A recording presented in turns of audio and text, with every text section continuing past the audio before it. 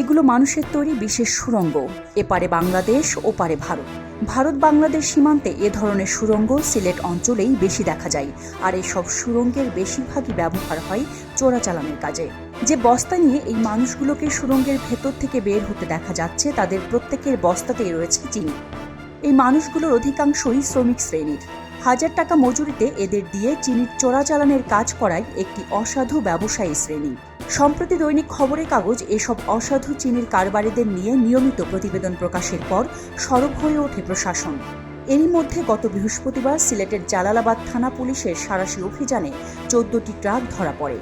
ঢাকা সিলেট মহাসড়কে শায়েস্তাগঞ্জ থানা পুলিশের নিকট ধরা পড়ে আরও 5টি ট্রাক।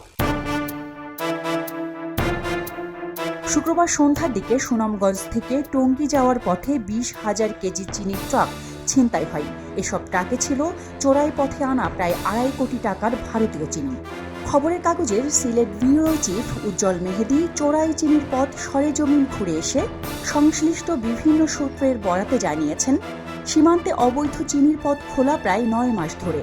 ভারত থেকে যাতায়াত সুবিধায় সিলেটের বিয়ানীবাজার, জকিগঞ্জ, কানাইঘাট, গোয়াইনঘাট, জৈন্তাপুর, কোম্পানিগঞ্জ, সুনামগঞ্জের দোয়ারা বাজার, ছাতক, সুনামগঞ্জ সদর, বিশ্বম্ভরপুর, তাহিরপুর ও নেত্রকোনা 2টি সীমান্ত উপজেলায়। এর মধ্যে সিলেট ও সুনামগঞ্জে চোরাই পথের চিনির ব্যবসা 1000 কোটি টাকা ছাড়িয়েছে। চোরাচালানের সব পথ খোলা থাকায় পার করে দেওয়া নিয়ে আরেক বাণিজ্যের সূত্রপাত ঘটেছে। এতে জড়িয়ে পড়ার অভিযোগ রয়েছে ক্ষমতাসীন রাজনৈতিক দলের নেতা ও জনপ্রতিনিধি থেকে শুরু করে আইন শৃঙ্খলা রক্ষাকারী বাহিনীর সদস্যদেরও। চোরাই চিনি পারাপারে এক একটি ভারতীয় চিনির বস্তার দাম 3100 টাকা। বায়না হিসেবে ভারতীয়দের টাকা দিতে হয় 2 দিন আগে। লাইন দেখে ওপার থেকে বস্তা প্রতি 100 টাকা মজুর ধরে পাঠানো হয়। এপারে বহন খরচ 200 টাকা, লাইন খরচ 300 টাকা। ব্যবসায়িক ডেরাতে পৌঁছাতে বস্তা প্রতি 150 টাকা ব্যয় হয়।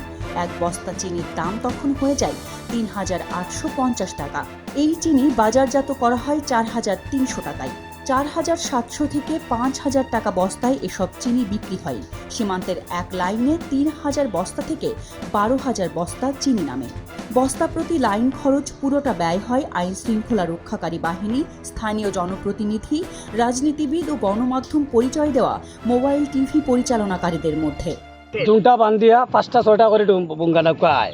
আমরা নিষেধ বাধা দেওয়ার বাদও মনে করো অনেক আছে, আমরা হুমকি দামকি দেয়। এখন না পারলে মনে করো দিনও না পারলে রাইট করবো, যে কোনো ব্যবস্থা। চিনি গত সকালে লোড করে আনে। আর ডেইলি ওই যে পানি আইছে ডেইলি 100 নৌকা, ডেইলি ওলা একটা ইঞ্জিল নৌকার মাঝে 5টা, 7টা, 10টা নৌকা বান্ধিয়া লইয়া উঠে। সিলেট জেলায় সীমান্তবর্তী উপজেলা আছে 6টি। সীমান্তে নজরদারির জন্য জেলায় রয়েছে বিজিবির 3টি ব্যাটালিয়ন, 19 বিজিবি, 48 বিজিবি ও 52 বিজিবি। সীমান্তের চিনি চোরাচালান বিষয়ে সবকটি ব্যাটালিয়নের ভূমিকা সম্পর্কে বিজিবির হেডকোয়ার্টারে যোগাযোগ করে কোনো বক্তব্য পাননি আমাদের ব্যুরো চিফ।